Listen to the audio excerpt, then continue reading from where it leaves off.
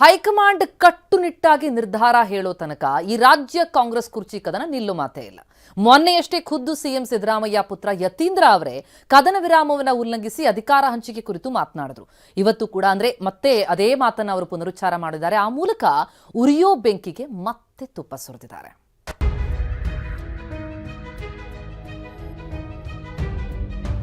ಬದಲಾವಣೆ ಇಲ್ಲವೆಂದು high command clear ಆಗಿ ಹೇಳಿದೆ. High Command has clearly said as of now there will be no change in the leadership. Power sharing ಬೆಂಕಿಗೆ ಮತ್ತೆ ತುಪ್ಪ ಸುರಿದ ಸಿದ್ದರಾಮಯ್ಯ ಪುತ್ರ. As of now ಯಾವುದೇ ಲೀಡರ್ಶಿಪ್ ಬದಲಾವಣೆ ಬಗ್ಗೆ ಇಲ್ಲ. ಸೊ ಹಾಗಾಗಿ ಅವರು 5 ವರ್ಷ ಪೂರೈಸುತ್ತಾರೆ ಅನ್ನೋ ನಂಬಿಕೆ ಇದೆ ಅಂತ ಹೇಳಿದ್ರು. High Command has clearly said as of now there will be no change in the leadership. Yathindra ಹೇಳಿಕೆ ಕೆರಳಿದ ಡಿಕೆ ಪಡೆ ಹೈಕಮಾಂಡ್ ಎಂದ ಸಿಎಂ. ನಾನು ಹೇಳಿದ್ರೆ ಬಲಾತ್ಕಾರ, ಅವ್ರು ಹೇಳಿದ್ರೆ ಚಮತ್ಕಾರ. I think CM will reply for him. High command ಏನ್ ಹೇಳ್ತದೆ ಹಂಗೆ ಕೇಳೋದು ನಾವು. ಎಲ್ಲವೋ ತಿಳಿಯಾಯ್ತು ಎನ್ನುವಾಗಲೇ ಮತ್ತೆ ಕುರ್ಚಿ ಕಿಚ್ಚ ಸ್ಫೋಟಗೊಂಡಿದೆ. ಈ ಬಾರಿಯೋ ಕದನ ವಿರಾಮ ಉಲ್ಲಂಘನೆ ಮಾಡಿದ್ದು ಒನ್ಸ್ ಅಗೈನ್ ಸಿಎಂ ಪುತ್ರ ಯತೀಂದ್ರ ಸಿದ್ದರಾಮಯ್ಯ.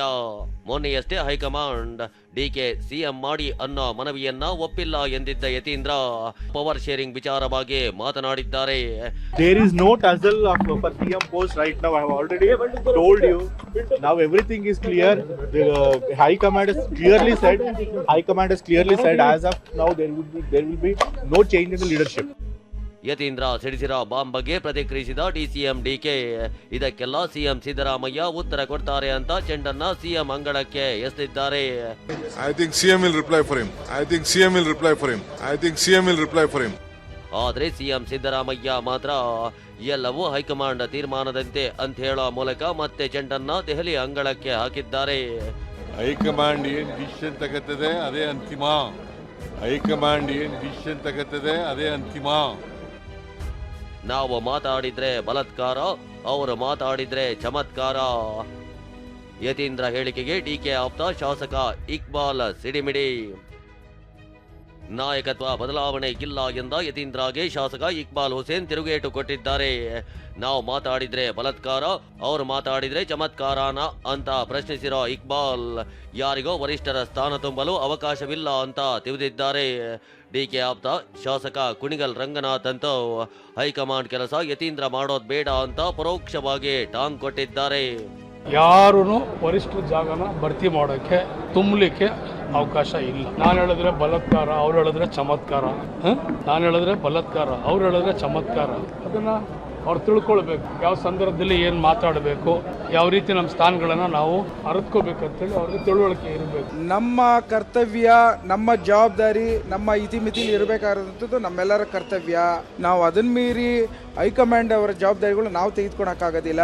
ನಮ್ಮ ಮಾನ್ಯ ಮುಖ್ಯಮಂತ್ರಿಗಳು ಸಿದ್ದರಾಮಯ್ಯ ಸಾಹೇಬರು ಹೈಕಮಾಂಡ್ ಹೇಳ್ತಾರೆ ಅನ್ನೋದನ್ನ ಪದೇ ಪದೇ ಹೇಳ್ತಿರಂತ ಹಿನ್ನೆಲೆಯಲ್ಲಿ ನಾವು ಸಹ ಹೈಕಮಾಂಡ್ ಅವರು ಹೇಳ್ತಾರೆ ಅನ್ನೋದನ್ನ ಅಪೇಕ್ಷೆ ಪಡ್ತೇವೆ. ಹೀಗೆ ಇಕ್ಬಾಲ್ ಹುಸೇನ್ ನಾವು ಮಾತನಾಡಿದಾಗ ನೋಟಿಸ್ ಕೊಟ್ಟರು, ಈಗ ಯತೀಂದ್ರಗೆ ನೋಟಿಸ್ ಕೊಡಲ್ವಾ ಅಂತ ಪರೋಕ್ಷವಾಗಿ ಪ್ರಶ್ನಿಸಿದ್ದಾರೆ.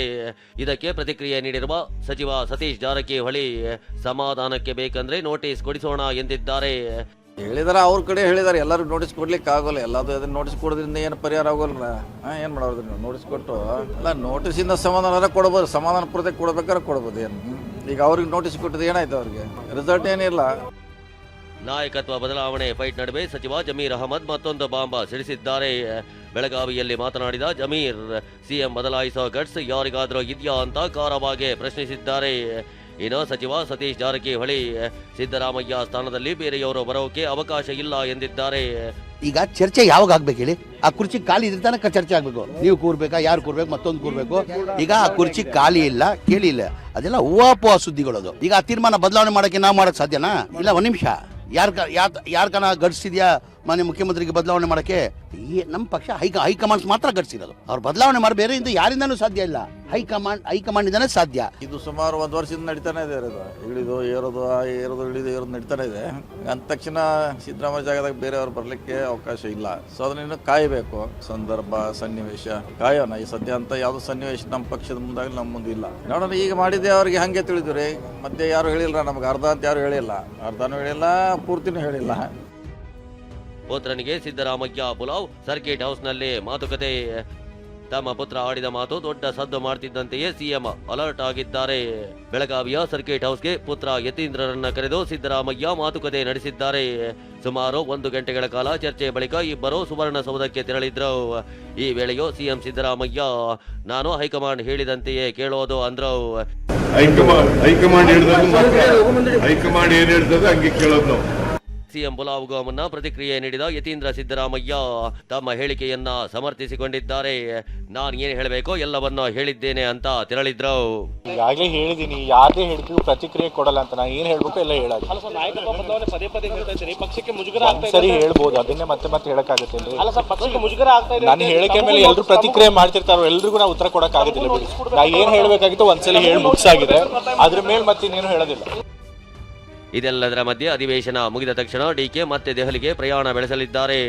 ಡಿಸೆಂಬರ್ 19ರಂದು ದೆಹಲಿಗೆ ತೆರಳಿ 2ನೇ ಸುತ್ತಿನ ಸಭೆಯಲ್ಲೇ ಪಾಲ್ಗೊಳ್ಳಲಿದ್ದಾರೆ. ಡಿಸೆಂಬರ್ 20, 21ರಂದು ಸೋನಿಯಾ ಗಾಂಧಿ, ಎಐಸಿಸಿ ಅಧ್ಯಕ್ಷ ಖರ್ಗೆ ನೇತೃತ್ವದಲ್ಲಿ ನಡೆಯಲಿರೋ ಸಭೆಯಲ್ಲೇ ಭಾಗಿಯಾಗಲಿದ್ದಾರೆ. ಡಿಸೆಂಬರ್ 20ರಂದೇ ವಿದೇಶದಿಂದ ರಾಹುಲ್ ಗಾಂಧಿ ಕೂಡ ವಾಪಸ್ ಆಗ್ತಿದ್ದಾರೆ. ವರಿಷ್ಠರ ಭೇಟಿ ವೇಳೆ ಸಿಎಂ ಸ್ಥಾನಕ್ಕೆ ಹಕ್ಕೊತ್ತಾಯಕ್ಕೆ ಡಿಸಿಎಂ ಡಿಕೆ ಪ್ಲಾನ್ ಮಾಡಿಕೊಂಡಿದ್ದಾರೆ. ಪ್ರಸನ್ನ ಗಾಂವ್ಕರ್, ಸುನಿಲ್, ಅನಿಲ್ ಜೊತೆ ಪ್ರಮೋದ್, ಟಿವಿ9 ಬೆಳಗಾವಿ.